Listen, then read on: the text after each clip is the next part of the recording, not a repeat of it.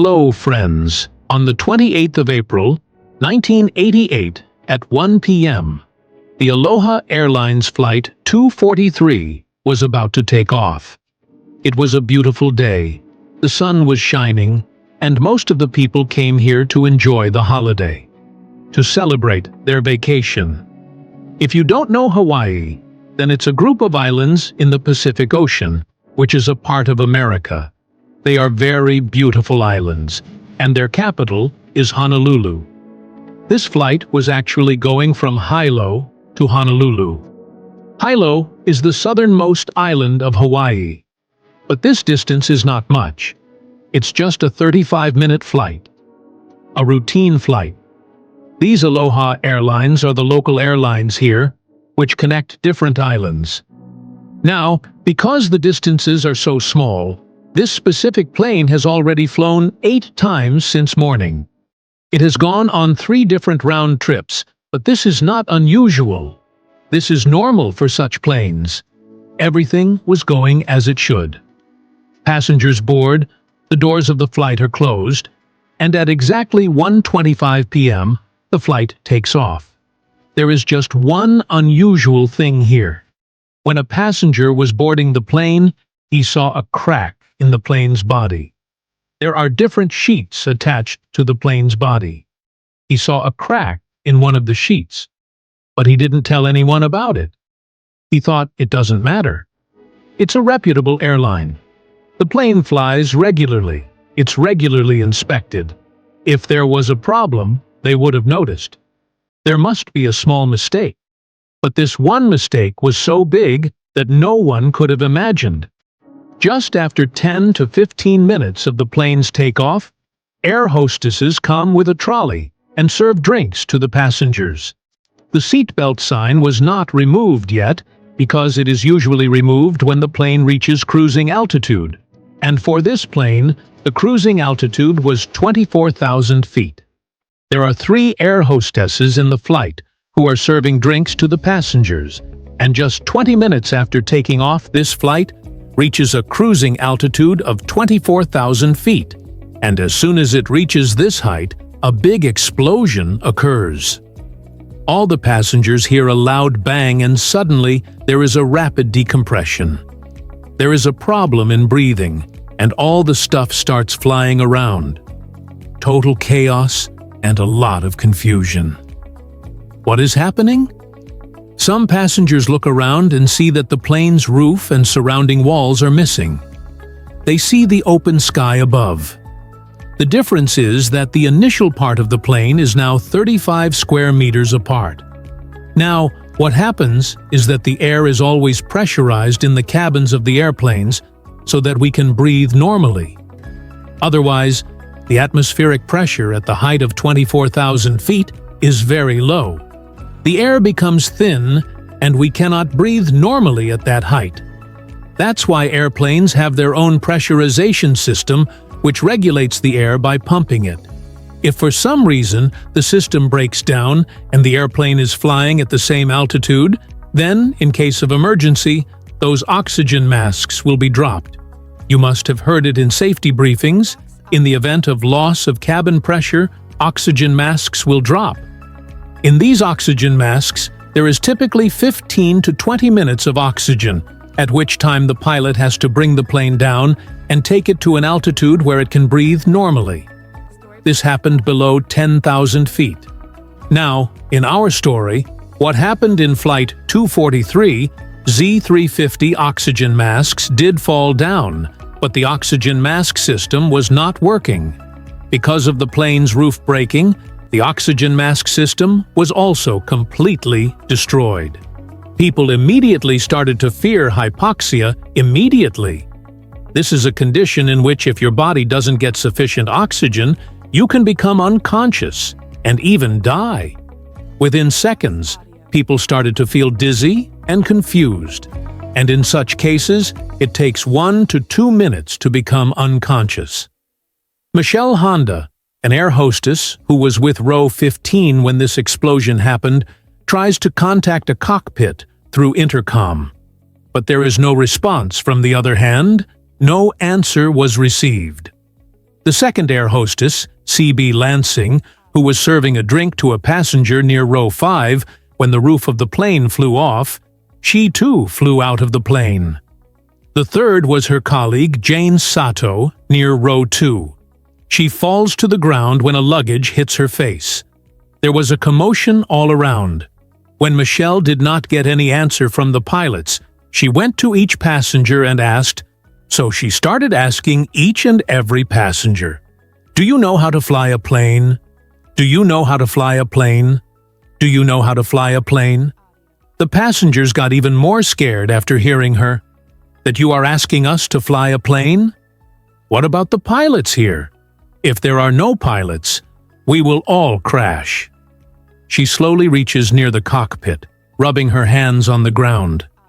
And there she sees that her colleague Jane's head is bleeding. She tries to look inside the cockpit. They can't see anything. The cockpit's view is completely blocked. Only a few minutes are left here, after which all these passengers will become unconscious and die. But apart from the danger of hypoxia, these passengers are also bearing a lot of wind. The wind is blowing at an almost 500 kilometers per hour speed. It's difficult to open my eyes, and the temperature is minus 45 degrees Celsius at this height. Even if oxygen is found, it is not possible to stay alive in this cold, because most of the passengers are wearing t-shirts and niqur. Hawaii is a tropical place where people go to see beaches and jungles. It never snows here, so no passenger is prepared for this temperature. Michelle, the only air hostess who is still conscious, keeps trying to contact the pilots again and again. But no answer is heard. In the midst of all this danger, a good news was that the pilots were actually alive. And not only alive, the pilots were in much better condition than the passengers.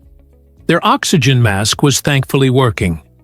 The command was handled by 44-year-old Captain Robert Schonsteiner, a very experienced pilot, was in charge of the command. He was working for Aloha Airlines for 11 years. On the other side, there was the 36-year-old first officer, Mimi Tompkins. When the explosion happened, both of them got a shock. When they turned around and they saw that the plane's roof was missing and the cockpit door was missing. A lot of debris was scattered all over the place, but both of them immediately start working. First of all, they wear their oxygen masks and understand the situation and decide to descend an emergency. At a speed of 500 kilometers per hour, they descend 4,100 feet per minute.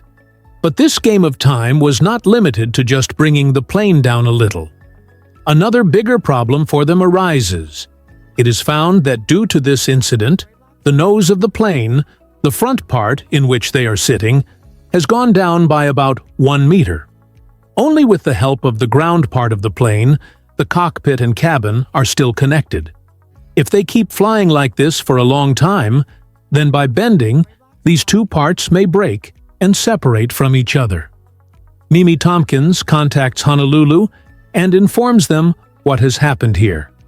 They are told to stop dropping the plane in Honolulu and drop it in Maui, as it is closer. At 1:48 p.m., they contact Maui Tower and tell the situation. It had been 3 minutes since the plane's roof had been torn. But thankfully, the plane had reached 14,000 feet. At this height, it was not so difficult for most passengers to breathe. And because it happened within 3 minutes, most people were saved from falling unconscious, and the risk of hypoxia was at least reduced.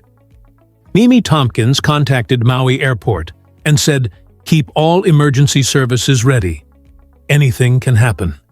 Many firefighters and rescue vehicles are ready on the runway.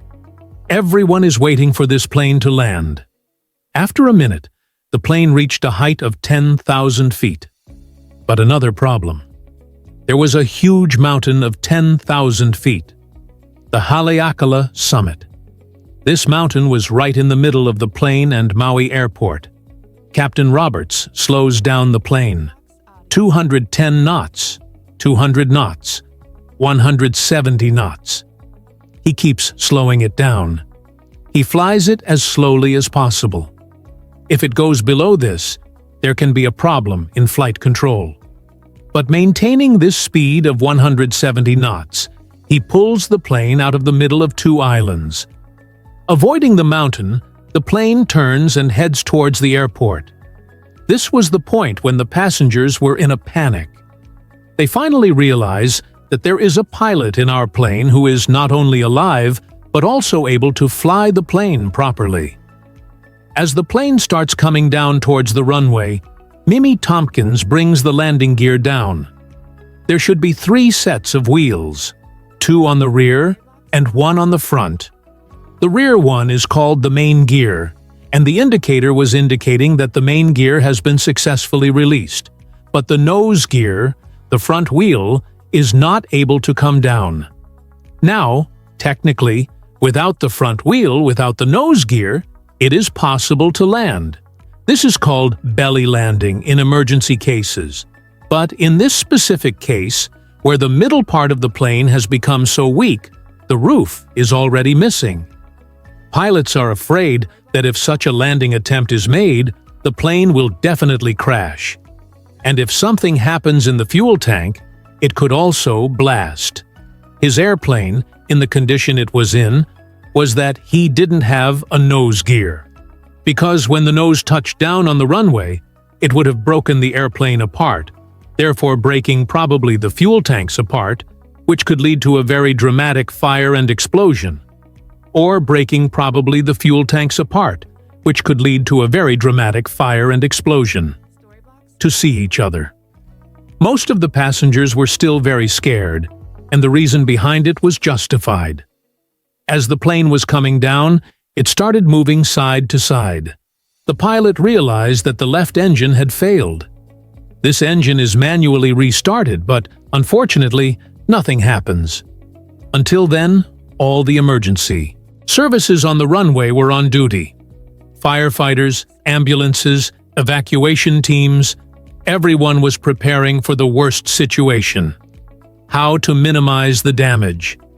At 1:56 p.m., the pilots tell Maui Tower we will need all the equipment you have got.